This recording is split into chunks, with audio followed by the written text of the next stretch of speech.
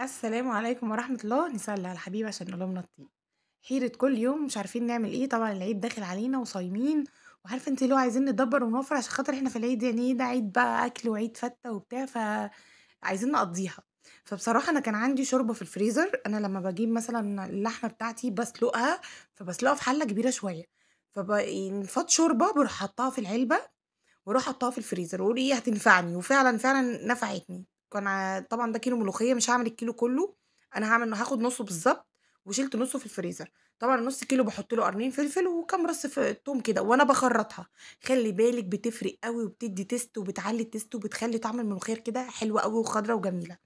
هنا كنت مسكتها بقى خرّطتها وقعدت أخرّطها، وزي ما قُلت لِك أنا مش هاخدها كلّها، أنا بُصّي أنا باقرّب لِك على التفاصيل عشان أورّيكِ التوم وهو متخرّط والفلفل وهو متخرّط كده معاه ريحتها والله وهي متخرّطة كده يعني تتاكل لوحدها. خدت نُصّها شيلته في الفريزر زي ما قُلت لِك لإن ده كان كيلو وكان هيبقى كتير علينا أوي، معايا معلقة سمنة ومعايا حبّة زيت، أنا طبعًا كنت خرّطت الملوخية وركنتها على جنب، قُلت إيه هاعمل لسان عصفور على طول. كان الكلام ده كان قبل المغرب ما فيش بساعة زمن، فاللي هو إيه أنا هاقف في المطبخ ألِم المواعين وألِم الدنيا كده وعلى مهلنا عشان خاطر إيه ما نبقاش متسربعين ولا حاجة، على مهلنا الموضوع مش مستاهل أصلًا 10 ربع ساعة كده في المطبخ. المهم ما تنسيش تعملي لي لايك، تدعميني بلايك، وما تنسيش لو أنتِ مش مشتركة عندي في قلب القناة على اليوتيوب بعد إذن حضرتِك تشرفيني وتنوريني وتعملي لي اشتراك. هنا أنا كنت حمّرت لسان عصفور وبتوصلي للدرجة اللي أنتِ عايزاها، بُصّي أنا هاوريكِ اللحمة إن أنا فضّيتها في قلب الحلة عشان أدّيها غلوة، يا دوبك حطيت بس للشوربة بتاعة اللحمة واحدة ماجي وحطيت لها حبّة مَيّة زوّدت لها شوية مَيّة. بُصّي لسان عصفور أنا هادّي له غلوة واحدة بس، يعني بعد ما تدّي له الشوربة ادّي له غلوة غلوتين بالكتير، اطفي عليه وهو نَي. بُصّي أنا طافية عليه وهو نَي، مش هينشّي منِّك وهتفضل الواحدة بوحدتها والشوربة زي ما هي.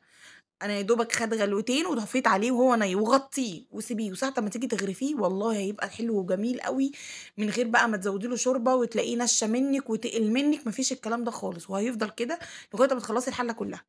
معايا توم ومعايا كزبرة، باعمل الدقة الطشة بتاعة الملوخية، ومعايا هنا برضه حبّة شوربة حطيتهم في حلة، ودي كزبرة ناشفة.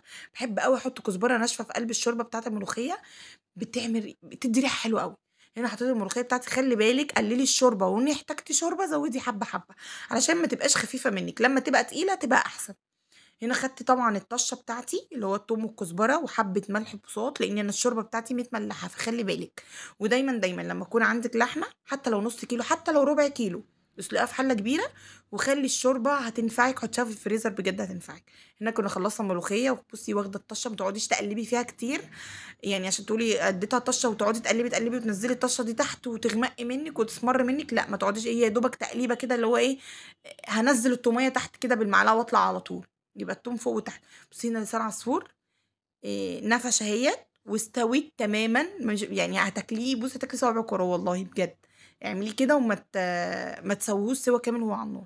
وكانت خلصت، وكان في طبق بتنجان كانت حماتي الله يبارك لها ويدّيها الصحة يا رب، كانت مخلّلاه وقُلنا نحطه جنبه، بس. فكل يوم نفكّر كده في حاجة بسيطة عقبال ما ييجي علينا العيد وينعاد عليكم الأيام بخير يا رب، ربنا يوسّع عليكم ويرضيكم ويفرّح قلوبكم ويفرّحنا بأولادنا وربنا مع الثانوية العامة، ربنا معاهم آمين يا رب العالمين. شكرًا.